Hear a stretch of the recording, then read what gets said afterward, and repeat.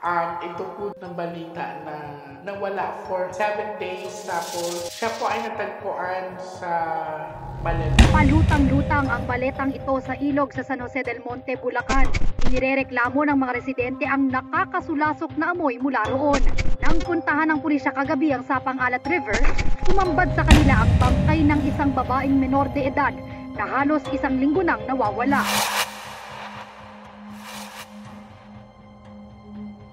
So, sa pinapakita sa akin dito, may isang lalaki, no? Jack, na pinakita. Kasi, kakilala niya. So, hindi ito yung tipong bagong mukha sa kanya. Kasi nakagaano niya ng loob yan. Hard po kasi to. May babae din pinakita dito. So, may babae nakakaalam. So, this is a sharp object, no? Basta ang sabi dito, may pagtatalo, this is a sharp object. So, maaring saktan or sinaktan. Basically, maaaring nadamay ito. Ang sinabi ng baraha, kilala niya yung lalaki at saka itong babae. Kung mapapansin nyo, malinis ang baraha, walang dalawang king, walang dalawang jack. Kumbaga, ang tinutumbok ng baraha, isang babae, isang lalaki lang. Kahit anong shuffle po natin ng baraha, iisa lang po ang sinasabi niya. Nag-aas po ng justice si Sheila May. Malinaw din po ay nag-match yung baraha sa sinasabi ni Mother. This is a bad luck card po. Maaring siya ang pinag-initan. Kasi may pagtatalong pinakita ba't ka nangingialam? Something like that. So, malinaw po. Babalik po kami dito after ng libing. Ihanda niyo po ang sarili niyo, ha? 10 to 15 minutes. Pag hindi mo kaya, huwag mong pipilitin, okay?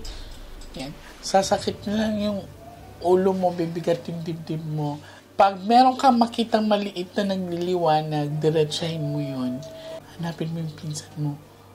Ipakita mo sa amin, ituro mo sa amin kung sinong gumawa sa'yo nito.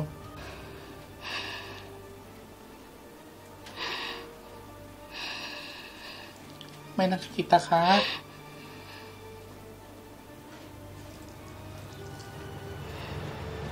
Ano nakikita mo? May putik. May babae. Anong ginawa nila sa'yo, anak? Sabi mo kami. Ano ba ginawa nila sa'yo? Ano ginawa sa'yo, Sheila? Sino gumawa sa'yo yan? Sabihin mo sa amin. Ako kasalanan. Ano ginawa nila sa'yo? Goy! Tulungan niyo.